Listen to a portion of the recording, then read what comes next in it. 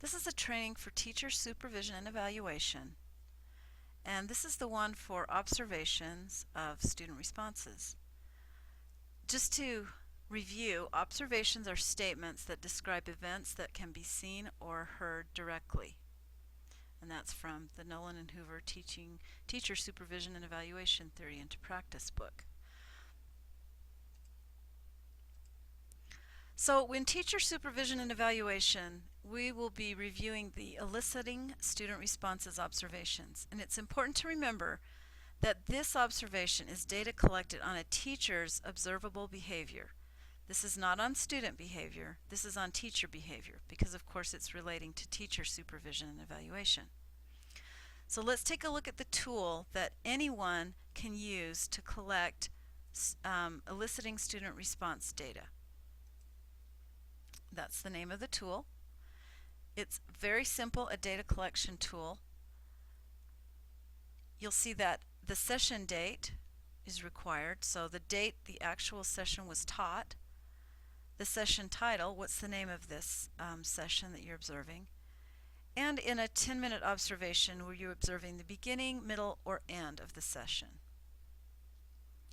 The teacher name recorded here. The next part is if there is a co-teacher or a additional teacher in the room assisting in instruction, their name or names would be recorded on the second teacher line. So down here is the the response tallies. So this is just like putting tick marks when you see any of these behaviors. So let's take a closer look at what those are in just a minute. I did want to point out that during the student response tallying, there will be a goal that's listed here after the first time this data tool is completed. So let's say, for an example, a teacher elicits 5 responses in 10 minutes. A reasonable goal should be set. Right now we have a school goal of 10 and 10. So 10 responses in 10 minutes, and that would be a perfectly acceptable goal to put here. But we have some teachers that have exceeded that already, so they would want to put a goal that's reasonably higher than the one they're already demonstrating.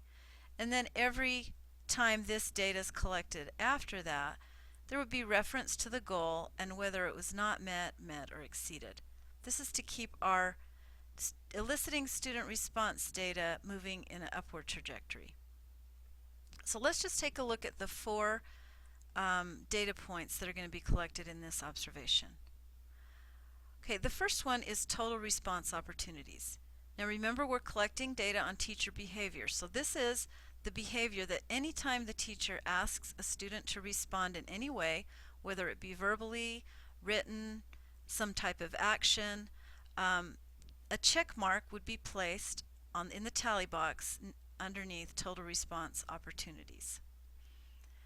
Now, within the total response opportunities, there are 2 kinds of tally marks that need to be placed. If once a teacher asks for a response, the observer needs to determine, is that an individual response or an all-accountable response? Let me give you an example. If a teacher said, who would like to say the pledge, repeat the pledge for everyone? That would be a total response opportunity because the teacher's asking somebody to say, repeat the pledge. And then it would also go under individual response opportunities because she asked one student to do that. So for example, Johnny, could you repeat the pledge for us? She would put a tick mark by total and a tick mark by individual. Now, if a teacher said, I need everybody to give me a smiley face if they have their book open to page 69.